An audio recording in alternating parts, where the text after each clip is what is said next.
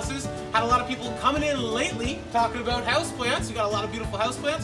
One of the #1 questions we've been asked, or even people coming in a little unsure about, is potting up your houseplants. So I wanted to talk a little bit about root systems on these guys. And Nelson, if you come in here a little closer with that camera, we can take a little look at the root system on this beautiful Croton Petra.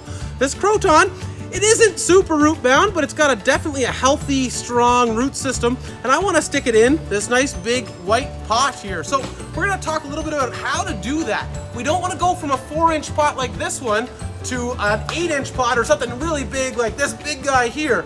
So we're going to go from a 4-inch pot to a 6-inch pot. We're going to go up one pot size at a time. So that's the most important thing when we're dealing with a lot of these different plants, is that we don't go up too big too quick. The reason being is too much soil, the roots might not reach the extremities. We can sit in excess moisture that the plants don't want to sit in, and it's not using it really well. So step 1, we go pull this guy out, look at the root system. We get our soil ready. We want a soil that has good drainage. So what we use is a peat-based soil.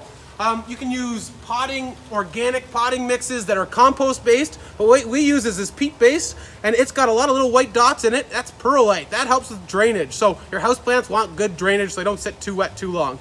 We wet it down first. This means it's going to be easier to ensure that it can be wet again later on. So this guy looks like he's going to fit in there pretty good. I'm going to go ahead and agitate the roots just a little bit so that we can get them out to the extremities of the pot.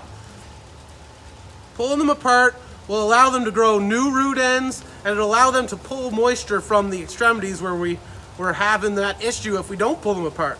Okay, that looks good enough like that. That'll be fine. They'll reach out and for some of that moisture that they're looking for. I go ahead and usually fill up the pot till it sits level with the surface, just like so. That looks pretty good. And I'm going to do it the messy way, but if you want to be tidy, you grab a spoon, maybe lay out some newspaper or paper on your table before you go and do this. Otherwise, you can make a big mess in the house. Your husband or wife might be a little ticked off. Super.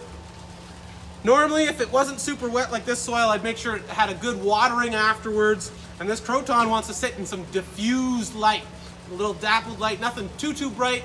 Nice bright spot. Consider the houseplant you're buying when you're putting it in a spot in your house. You don't want to get something that's not going to thrive in the spot you have for it, just because you really love it.